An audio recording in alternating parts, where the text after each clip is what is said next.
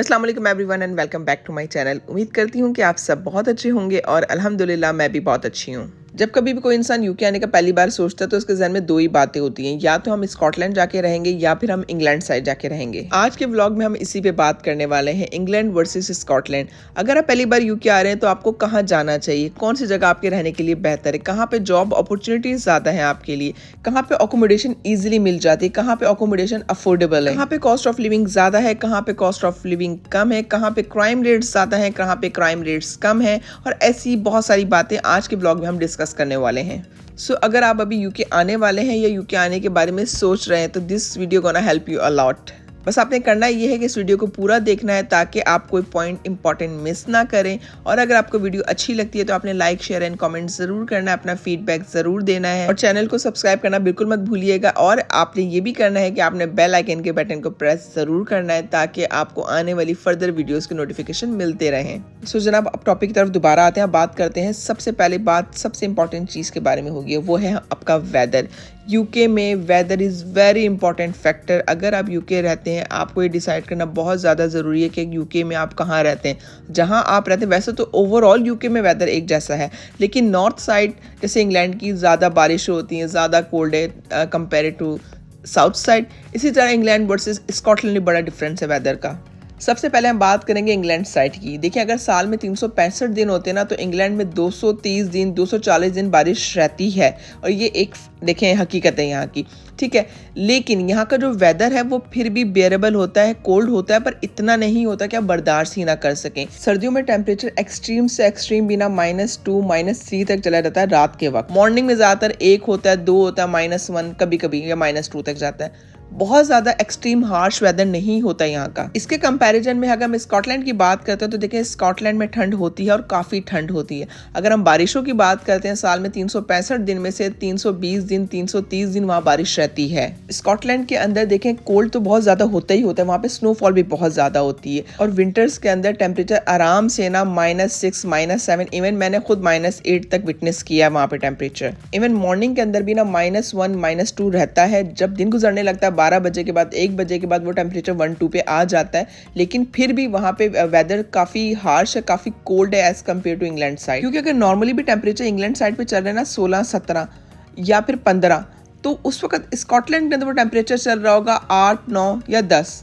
मतलब 5 से 6 का ना फर्क पड़ जाता है उस साइड पे। खैर जनाब अब हम बात करते हैं अकोमोडेशन की, कि अकोमोडेशन कहाँ पे अफोर्डेबल है, कहाँ पे आप आसानी से ढूंढ सकते हैं और कहाँ पर आजकल क्राइसिस कम चल रहे हैं। लेकिन honestly speaking overall the UK crisis बहुत ज़्यादा हाई चल रहे हैं इस वक्त अकोमोडेशन की। लेकिन अगर आप बात करते हैं स्कॉटलैंड वर्सेस इंग्लैंड, सबसे पहले अगर इंग्लैंड की बात करें तो इंग्लैंड में क्राइसिस बहुत ज़्यादा हाई है। इस वक्त एक्सट्रीम पे चल रहे हैं अकोमोडेशन क्राइसिस। अगर लोगों के पास पैसे मौजूद भी हैं तब भी मार्केट में अकोमोडेशन अवेलेबल नहीं है, और जो अवेलेबल है उसके जो रेंट अमाउंट है वो बहुत ज़्यादा है।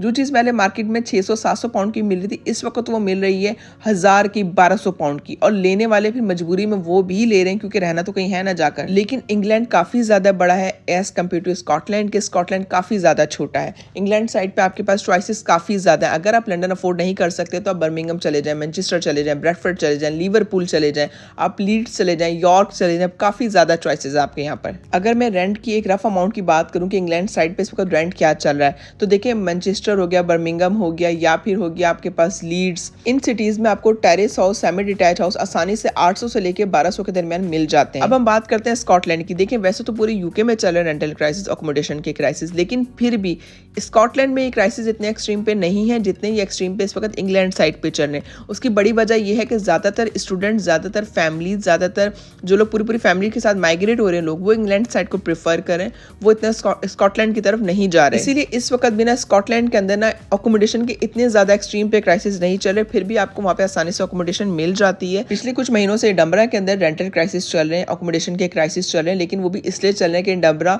इनका कैपिटल सिटी। हर बंदा चाहता है या तो वो ग्लासगो चला जाए या वो एडिनबरा चला जाए, या थोड़े बहुत डंडी दाना शुरू हो गए, लेकिन ज़्यादातर एडिनबरा मूव करना चाहते हैं। और जब ज़्यादातर लोग एक सिटी में मूव करना चाहते हैं तो अल्टीमेटली वहाँ पे क्राइसिस स्टार्ट हो जाते हैं, वहाँ रेंट्स के क्राइसिस स्टार्ट हो जाते हैं, वहाँ पे जॉब के क्राइसिस स्टार्ट हो जाते हैं। सो एडिनबरा में आजकल जो रेंटल प्राइसेस चल रही है ना वो वही चल रही है जो बर्मिंघम में चल रही है, उससे नीचे नहीं चल रही, उतनी ही करीब करीब चल रही है। हो सकता है सस्ते में मिल जाएगा, आप थोड़ी स्ट्रगल करें, लेकिन अगर आप सिटी सेंटर के इर्द गिर्द रहना चाहते हैं तो वहाँ पे फिर थोड़ा एक्सपेंसिव पड़ेगा आपको। लेकिन ग्लासगो के अंदर इस वक्त रेंट्स की प्राइसेस काफ़ी अफोर्डेबल हैं। ग्लासगो में आपको 650 से लेकर 950 के दरमियान 2 बेडरूम हाउस आसानी से मिल जाता है। सिमिलरली डंडी के अंदर अगर आप बात करते हैं तो डंडी में भी यही रेंट्स चल रहे हैं। डंडी में भी आसानी से आपको घर मिल जाता है आपके बजट के अंदर रहते हुए। स्कॉटलैंड में इसके अलावा भी छोटी छोटी सिटीज है जहाँ पे बहुत अफोर्डेबल रेंट्स हैं इस वक्त। 550 650 में भी आपको अच्छा घर मिल जाए। पर प्रॉब्लम यह है कि वहाँ पे आप एज एन एशियन रह नहीं पाएंगे, क्योंकि वहाँ पे ना एशियन कम्युनिटी है, ना हलाल फूड है, ना वहाँ पे जॉब अपॉर्चुनिटीज़ है। वो वहाँ पे अगर कोई रहता भी है तो वो लोग वो रह रहे हैं जो लोकल बिजनेसेस कर रहे हैं, जो अपनों को ही प्रेफर करते हैं, मतलब इंग्लिश लोगों को ही प्रेफर करते हैं जॉब देना। अब हम बात करेंगे जॉब अपॉर्चुनिटीज़ की। इंग्लैंड वर्सेस स्कॉटलैंड, कहाँ पे जॉब अपॉर्चुनिटीज़ ज़्यादा अवेलेबल हैं। सबसे पहले हम बात करेंगे इंग्लैंड की। देखिए, क्योंकि इंग्लैंड स्कॉटलैंड के कंपैरेटिवली काफ़ी ज़्यादा बड़ा है, यहाँ पे काफ़ी लोग रहते हैं, यहाँ पे काफ़ी ज़्यादा जॉब अपॉर्चुनिटीज़ भी हैं, क्योंकि जहाँ पे लोग होते हैं वहीं पे जॉब अपॉर्चुनिटीज़ होती हैं, वहीं पे बिजनेसेस आते हैं। जस्ट सपोज कोई लंदन के अंदर रहता है, अगर वो बंदा जॉब ढूंढना तलाश करे ना, तो लंदन के अंदर 5 से 6 दिन के अंदर ना आपको आसानी से एक जॉब मिल जाती है, चाहे वो और जॉब ही क्यों ना हो, लेकिन आपका रोजगार लग जाता है। लेकिन मिसाल के तौर पे एक बंदे ने जॉब तलाश की लंदन में, लेकिन उसको जॉब नहीं मिली। उसके पास आप चॉइस है कि वो बर्मिंघम में तलाश कर सकता है, वो मैनचेस्टर में तलाश कर सकता है, वो यॉर्क में चला जाए, वो लीड्स में चला जाए, या और वो किसी बड़े सिटी में चला जाए। तो उसके पास इंग्लैंड साइड पे ज़्यादा चॉइसेस है जॉब तलाश करने की। और यूके में डजंट मैटर आप किस सिटी में जॉब करते हैं, यूके में एक मिनिमम वेज सिस्टम है, उसको सब फॉलो करते हैं। आपको लीगली उतने पैसे तो हर बंदे ने देने ही देने हैं। उसके अलावा बाद में आपकी क्वालिफिकेशन आ जाती है, आपका एक्सपीरियंस काउंट होने लगता है, तो आपकी सैलरीज ऊपर नीचे हो जाती हैं। स्पेशली मैं अगर स्टूडेंट्स की बात करूँ ना, चाहे वो इंग्लैंड आ रहे हो चाहे वो स्कॉटलैंड जा रहे हो, वो चाहते यही हम जहाँ भी जाएँ वहाँ पे जॉब अपॉर्चुनिटीज़ हो हमारे लिए। तो स्टूडेंट्स के पर्सपेक्टिव से इंग्लैंड साइड पे बहुत जॉब्स अवेलेबल होती हैं एज कम्पेयर टू स्कॉटलैंड। अगर मैं स्कॉटलैंड की बात करती हूँ तो स्कॉटलैंड में ऐसा नहीं कि जॉब्स हैं नहीं, जॉब्स हैं और ज़रूर हैं, लेकिन वहाँ पे जॉब अपॉर्चुनिटीज़ बहुत लिमिटेड है। वहाँ पे आपको 2 हफ्ते 3 हफ्ते लग सकते हैं एक और जॉब को फाइंड करने के अंदर भी। और अगर मैं प्रोफेशनल जॉब्स की बात करती हूँ तो एडिनबरा में, ग्लासगो में आपको सैलरी ऑलमोस्ट वही ऑफर होती है जो बर्मिंघम में या मैनचेस्टर में आपको ऑफर होती है किसी भी जॉब के लिए। लेकिन अगर आप ग्लासगो में रहते हैं या आप डंडी में रहते हैं और आपको सैलरी सिमिलर ऑफर हो रही है, लाइक 40,000 हो रही है ऑफर, 45,000 ऑफर हो रही है, तो आप वहाँ पे काफ़ी ज़्यादा सेविंग्स कर सकते हैं as compare to if you are living in England side. अब अगर हम बात करते हैं एजुकेशन सिस्टम के ऊपर कि एजुकेशन सिस्टम किसका बेहतर है, इंग्लैंड का या फिर स्कॉटलैंड का। देखिए, to be honest education system दोनों का ऑलमोस्ट सेम है, कोई ख़ास फ़र्क नहीं है। लेकिन जो एक बड़ा फ़र्क है जो आगे जाके फ़र्क डालता भी है बहुत से लोगों पे, वो है आपकी यूनिवर्सिटी की एजुकेशन। अगर आप ब्रिटिश सिटीज़न होते हैं वक्त के साथ, अगर आप ब्रिटिश सिटीज़न हैं भी, तो आपके बच्चों को ये बेनिफिट होने वाला है कि अगर आपके बच्चे स्कॉटलैंड में यूनिवर्सिटीज़ जाते हैं तो वहाँ पे 0 फीस है। यूनिवर्सिटीज़ की कोई फीस बच्चे होम जो स्टूडेंट होते हैं वो नहीं भरते, तो आपके बच्चे यूनिवर्सिटीज़ फ्री में पढ़ते हैं। मतलब चाहे आपने इंजीनियर बनना है, डॉक्टर बनना है, लॉयर बनना है, कुछ भी बनना है, आपके बच्चों ने फ्री में पढ़ना है वहाँ पर। On the other hand England side पे हमारे बच्चों को यूनिवर्सिटीज़ की पूरी फीस भरना पड़ती है जो होम स्टूडेंट भरते हैं। मतलब अब तो 12,000 14,000 प्लस होम स्टूडेंट्स की फीस चल रही है अच्छी यूनिवर्सिटीज़ के अंदर। बाकी चाहे एजुकेशन प्राइमरी लेवल की हो चाहे सेकेंडरी लेवल की हो, स्कॉटलैंड की एजुकेशन और इंग्लैंड की एजुकेशन में कोई खास फर्क नहीं है। दोनों में करिकुलम पूरा एक ही जैसा फॉलो होता है, कोई ऐसा डिफरेंस नहीं है। नेक्स्ट हम बात करेंगे कॉस्ट ऑफ लिविंग पे कि भाई कहाँ पे कॉस्ट ऑफ लिविंग हाई है, इंग्लैंड वर्सेस स्कॉटलैंड। तो देखिए, बात यह है कि यूके में आप कहीं पे भी रह लें, चाहे आप इंग्लैंड में रह लें, चाहे आप स्कॉटलैंड में रह लें, चाहे आप वेल्स में रह लें, चाहे आप नॉर्दर्न आयरलैंड में रह लें, कॉस्ट ऑफ लिविंग ऑलमोस्ट सब जगह एक जैसी है। कुछ का फ़र्क आता है, मतलब कुछ पेंसेस का, कुछ पाउंड्स का फ़र्क आता है। अगर इंग्लैंड में आपका माहाना खर्च लगता है 500 पाउंड, तो स्कॉटलैंड में खर्चा आपको पड़ जाता है 450 पाउंड। लेकिन ऐसे कोई मेजर डिफरेंस नहीं है कॉस्ट ऑफ लिविंग की अगर बात करें यहाँ पर हम। अगर हम बात करते हैं यहाँ पे यूटिलिटी बिल्स की, तो देखिए इंग्लैंड साइड पे आप अपना हर बिल सेपरेटली पे करते हैं। आइदर इस काउंसिल टैक्स, वाटर बिल, आपके पास गैस का हो गया, आपके पास इलेक्ट्रिसिटी हो गया। जबकि स्कॉटलैंड साइड पे आपके काउंसिल टैक्स के अंदर ही आपका वाटर बिल इंक्लूडेड होता है। इंग्लैंड साइड पे आप 50 to 60 पाउंड और sometime even more, depends on your house and location and the council, आप अपना वाटर बिल पे करते हैं। 50-60 पाउंड तो मिनिमम लोग पे करते ही करते हैं। लेकिन स्कॉटलैंड में आपको वाटर बिल सेपरेटली नहीं पे करना पड़ता, तो आप 50 to 60 पाउंड मंथली सेव कर लेते हैं। बाकी गैस एंड इलेक्ट्रिसिटी भी स्कॉटलैंड में चीपर है कंपेयर टू इंग्लैंड साइड।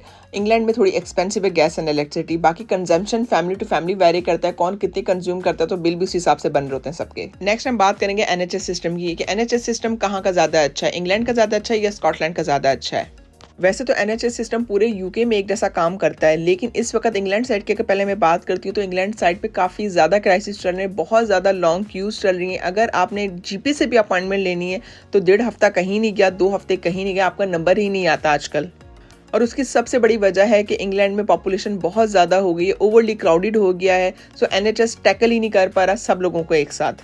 और अगर आप हॉस्पिटल क्यूज़ की बात करते हैं तो उसकी तो बात ही ना करें, 8-8 9-9 महीने आपका नंबर ही नहीं आता, बहुत जगह तो 2.5-2.5 साल भी नहीं आता। जैसे आप डर्माटोलॉजिस्ट की बात कर लें, अगर खुदा ना खासा कोई स्किन का प्रॉब्लम है, कोई एलर्जी है, कोई रिएक्शन है, तो 2.5-2 साल आप भूल जाए अपना नंबर आना।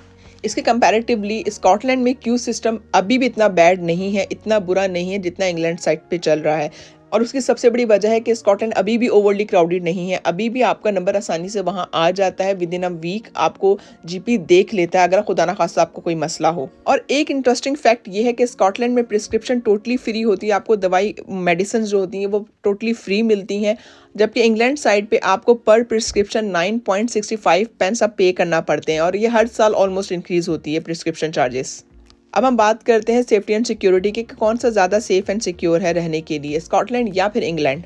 देखिए, जितना बड़ा शहर होगा, जितना बड़ा मुल्क होगा, जितनी ज़्यादा पॉपुलेशन कहीं पर होगी, उतने ज़्यादा क्राइम के चांसेस होते हैं। देखिए, इंग्लैंड वैसे भी स्कॉटलैंड के कंपैरेटिवली काफ़ी ज़्यादा बड़ा है, काफ़ी ज़्यादा ओवरली क्राउडेड हो चुका है अब ये। So as compare to Scotland, यहाँ पे क्राइम रेट्स थोड़े हाई हो चुके हैं। अब यहाँ पे लोग सेफ्टी एंड सिक्योरिटी की इशूज़ भी फेस करें। मुझे काफ़ी लोगों ने मेल्स करके, काफ़ी लोगों ने मैसेजेस करके बताया कि उनके घर में रॉबरीज वगैरह हुई हैं, तो रिसेंट पास्ट में ये चीज़ें काफ़ी बढ़ चुकी हैं यहाँ पर। और अगर बात की जाए स्टैबिंग के वाक़यात की, शॉपलिफ्टिंग के वाक़यात की, तो लंदन नंबर 1 पे आता है। लंदन में ये वाक़यात बहुत ज़्यादा होने लगे टू बी ऑनेस्ट।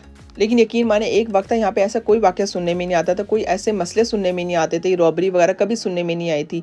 लेकिन अब ये काफ़ी चीज़ें बढ़ने लगी हैं, जो कि काफ़ी परेशानी की बात है। अगर हम बात करते हैं स्कॉटलैंड की, तो स्कॉटलैंड काफ़ी पीसफुल है, वहाँ पे ऐसा कोई क्राइम रेट हाई नहीं है, वहाँ पे ऐसा कोई सेफ्टी एंड सिक्योरिटी का इशू नहीं है, वहाँ पे अभी भी बहुत अमन है as compare to England side के। चलें जनाब, इसी नोट पे आज का ब्लॉग एंड करते हैं। उम्मीद करती हूँ आपको आज का ब्लॉग अच्छा लगा होगा। अगर आपको अच्छा लगता है, यूजफुल लगता है, तो आपने लाइक, शेयर एंड कमेंट जरूर करना, अपना फीडबैक जरूर देना है, और अपना पर्सनल एक्सपीरियंस भी जरूर शेयर कीजिएगा अगर आप इंग्लैंड में रहते हैं या आप स्कॉटलैंड में रहते हैं, ताकि दूसरों को आपके एक्सपीरियंस से कुछ फायदा पहुंचे। सो जनाब, अब मुझे इजाजत दीजिए, इंशाल्लाह नेक्स्ट ब्लॉग में आपसे फिर मुलाकात होगी। तब तक अपना बहुत ख्याल रखिएगा, मुझे दुआ में याद रखिएगा। टेक केयर, बाय बाय, अल्लाह हाफिज़।